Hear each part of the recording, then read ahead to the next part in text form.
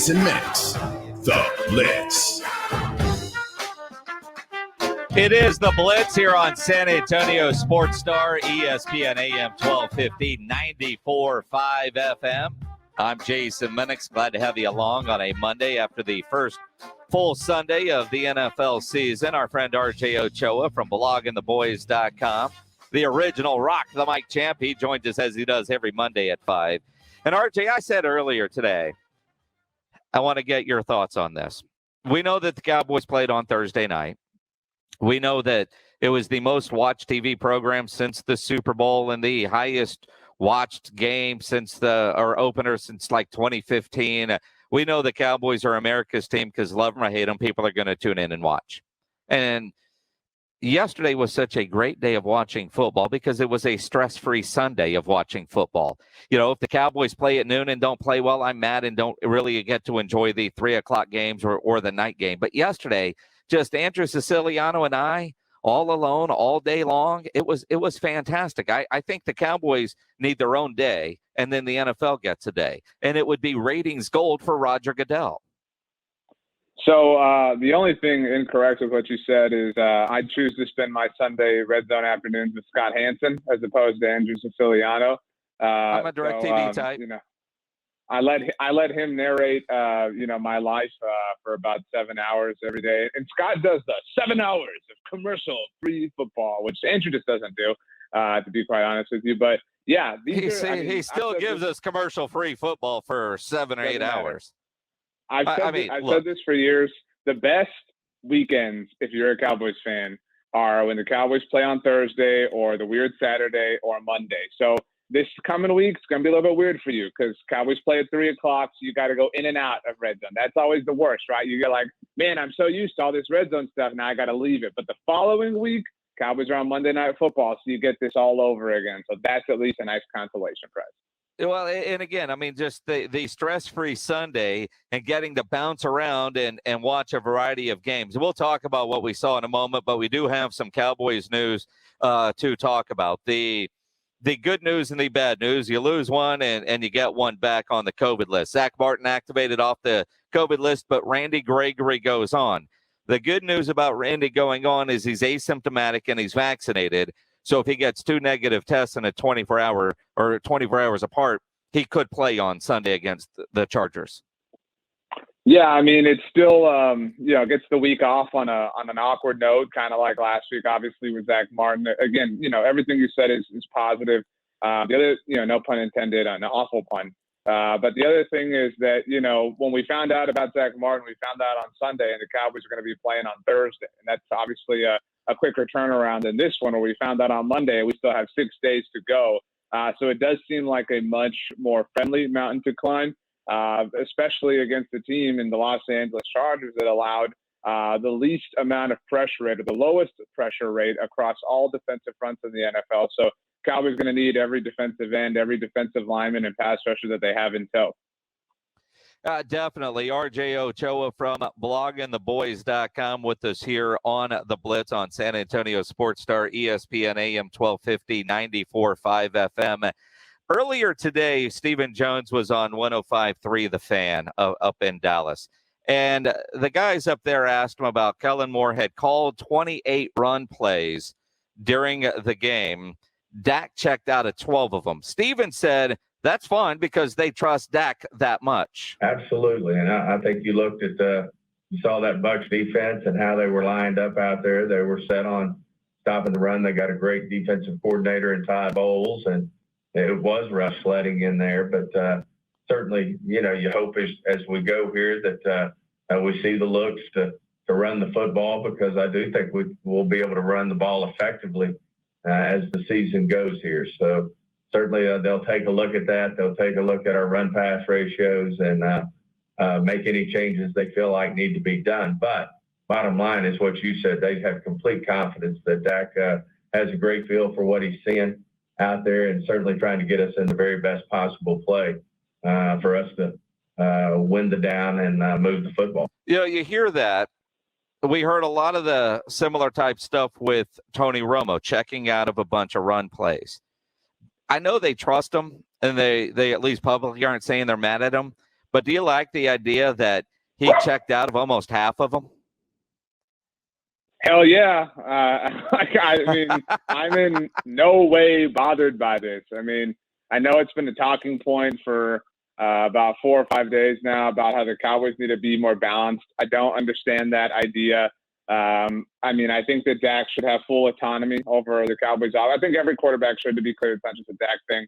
I even think, Zach Wilson should have full autonomy. I think Tyrod Taylor should have full autonomy. If that's your quarterback, that's your guy. Like, that's the dude who should kind of be making the decisions there. But, I mean, this was a really wise game plan. I mean, I think people look at, what happened and say, well, the Cowboys should have run the ball more or whatever the case may be.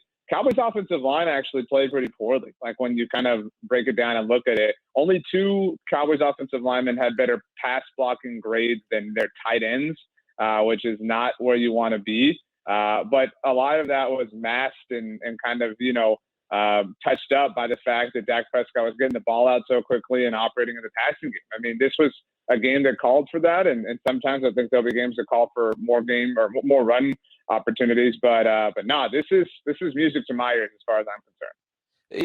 I'm kind of mixed on it, to be honest. I like the idea, if you see something that isn't going to work, why would you do that, especially as well as he was throwing the football. At the same time, sometimes I just want to run it in there just to make sure they know you're still going to run the football. And sometimes, again, some of those looks when they expect you to check out of it, have that dummy check and maybe end up breaking a big run. That just seems like a high percentage of saying, I don't like what Kellen Moore just called, but it is based on the look.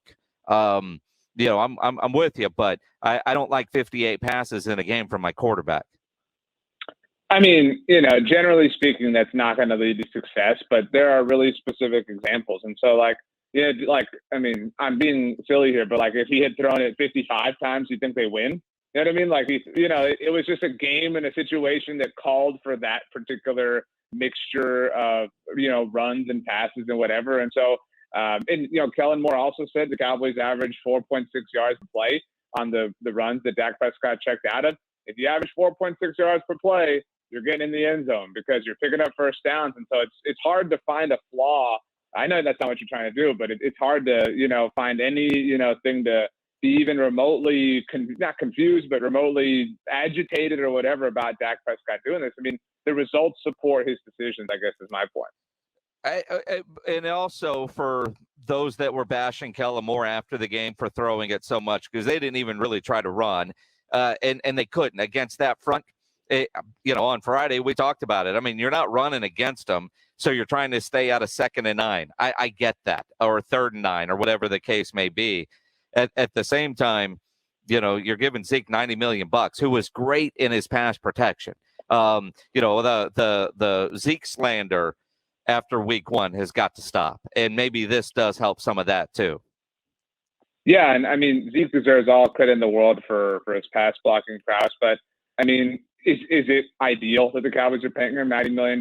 No, but cardinal sin that the Cowboys have committed for far too long is to play their contracts, right? To say, well, we're paying this guy, so we got to use him. And there's, I get that it's tough to, watch your money go down the drain in that sense, but that's a decision that they just have to live with at this point in time. And to be fair, they're also doing it on defense. I mean, Jalen Smith played a quarter of the snaps, at the linebacker spot on Thursday night. And you would think, man, it's not cool. It doesn't feel cool to watch all that money sit on the bench. But you can't – I know you're not saying this either, but you can't just play – Jalen's a very different example than Zeke. So you can't just play these guys or dictate your entire game plan around these ideas just because you paid those players. I mean, for what it's worth, the biggest contract on the field is Dak Prescott. So if maybe they are playing money ball and saying, we're just going to get every penny for our dollar when it comes to QB1. RJ Ochoa from bloggingtheboys.com. Rock the mic champ, the OG, joining us here on the Blitz. The Cowboys have the Chargers this week in week 2. You look at the Chargers yesterday, got a win against Washington. Fitzpatrick on the IR, bad hip injury. They're going with the backup for now. I doubt that Washington brings in Cam Newton. They've passed on him a couple of times already. I saw RG3 post a picture of him in a Redskins uniform, and it was Redskins at the time saying, call me. I'm available. He's got it in his ESPN contract that he can go play. Ultimately, though, I think the biggest threat in the NFC East just lost their quarterback. You look at it and you go, I wasn't overly impressed watching the Chargers against Washington, and now Washington is going to be weakened without Fitzpatrick. Yeah, so first of all, RG3, love the guy, went to a great high school where a lot of incredible alumni have graduated from. Peanut Tillman, Jason Minnix, I mean, some, incredible athletes that lined up for the Bulldogs back in the day. But RG3 shared a video of play from his rookie year against the Minnesota Vikings. It's like, dude, maybe the thing you're hyping yourself up with shouldn't be something from 9 years ago. It's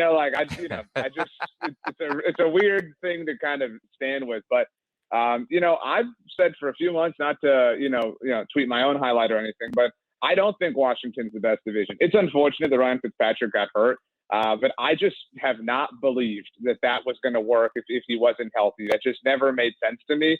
But you're right. I mean, that defense is certainly incredible. And so now that you have Taylor Heineke there, you have to imagine they're going to take a step back. I mean, if Fitzpatrick misses 8 games, that would take them all the way up to their bye. And I think that teams like to do that. It's kind of why I think Michael Gallup might just, sit out 5 games all the way through the Cowboys' bye. His first game back would be against the Buccaneers. I mean, so it's not like, things are going to get easy for Ryan Fitzpatrick. But I think that, for now, the biggest threat, now that the division is what it is, might be the Philadelphia Eagles. I know they looked really good, and if you look at that box score, you might be a little bit intimidated by them, but the Falcons are a disaster. I mean, kudos to the Eagles for beating up on a bad team, but I do think that Philadelphia will be humbled this week when they play San Francisco. I think the Cowboys get the win on Sunday, and that sets up the battle of the top 2 teams in the NFC East on Monday Night Football in Week 3. Well, and you look at it, I mean, and the Eagles did look really good yesterday with what Andrew Siciliano showed me of that game. They looked really good, but Atlanta, that's a bad football team. So I don't know. I mean, if you're an Eagle fan, you're in first place in the division. You're the only team that won in the NFC East. Enjoy it. It's not going to last long. It's like the Texans, the only team in the AFC South that won a game. Enjoy it or don't, depending on where you are on how well you want them to do this year. But and the Giants, yikes. Man, the Giants have averaged 14 points per game over Jason Garrett's last 7 games as offensive coordinator. They have not broken 300 yards passing since Jason Garrett has become their offensive coordinator. And these are, really, I'm not trying to make everything about points and yards, but I mean, it is so obvious how archaic and unimaginative and flat out juiceless the New York Giants offense is. It's, I would say it's a shame, but I'd be lying. I mean, I enjoyed every second of it. It was awesome. And I can't wait to see them. Like, man, dude, I know we're all like, we got football under our belts, but we're still in this, like, football's back. I'm enjoying every moment of it. Thursday will test us because Thursday is Giants in Washington on Thursday Night Football. So we'll see how football sick we all are if we're really going to sit down and watch 3.5 hours of this crap. Well, and we will because we'll all be scouting, right? I mean, we're all going to be, amateur scouts for the Cowboys for that game. I'm curious if they're going to be any better with Saquon back. But Daniel Jones still has turnover issues. He still has accuracy issues. In the Giants defense, is still what it is. I mean, you look at it, Eagles look good, Giants bad, football team, defense, we know they're good, but the Chargers, who the Cowboys play next week or this week, they didn't look all that impressive, yet they opened as a 3.5 point favorite over the Cowboys. So I don't 100% disagree. I mean, again, their offensive line allowed the lowest percentage of pressures in the NFL, and considering the quality of their opponent in that particular department, that's really impressive. You're right; it did feel like they kind of floundered. I thought that they got absolutely screwed by that horrible fumble into the back of the end zone, the touchback rule. I mean, that took away at least 3 points from them. So the win, I think, could have been a little bit more convincing. I mean, I think you can factor in, traveling across the country. I mean, the facts remain that the Chargers, started the game and finished the game, won, nobody got hurt, I mean, that's an incredible sequence of achievements for this particular franchise, given what we've seen from them over the last couple of years. So, I mean, I think that, I think Justin Herbert will look a lot better against the Cowboys, unfortunately, but I don't think that they can go shot for shot with them the way that Tom Brady could. Well, and I look at the Cowboys game, and again, it's Monday. The game is Sunday in Los Angeles, and man, that stadium looked good last night with a whole bunch of fans in there, and it'll be interesting to see how that building looks with a whole bunch of Southern California Cowboy fans in there this Sunday. While it's a road game, I'm wondering if it's going to be like when the Cowboys have gone to Phoenix or some other stadiums where they're on the road, but it feels like a home game for them.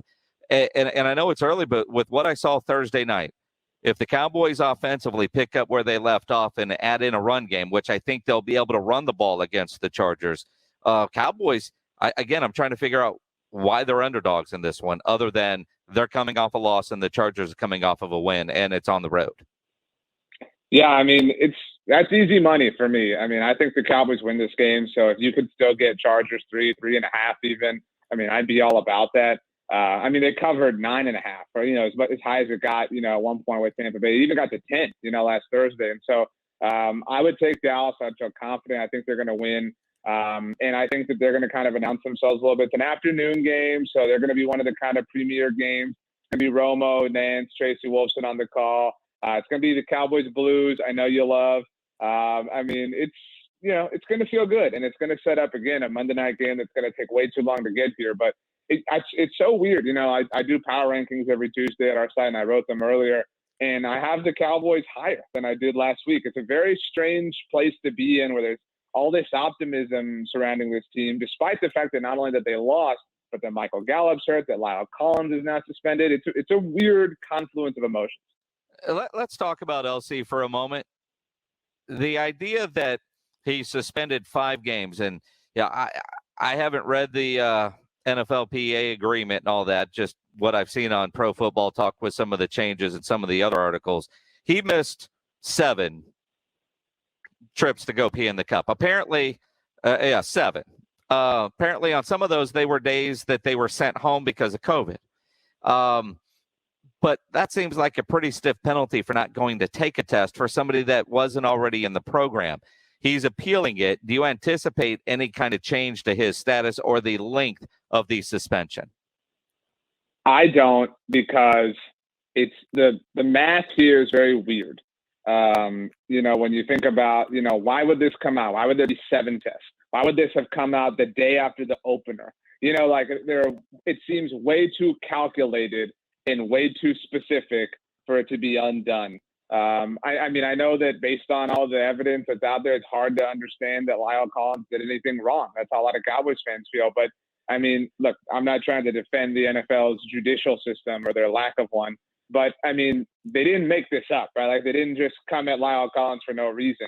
And so I thought that maybe, yesterday, how on Sunday mornings we get the Adam Schefter reports on NFL Live and the Ian reports on NFL Countdown. Like, you get their kind of big stories for the week.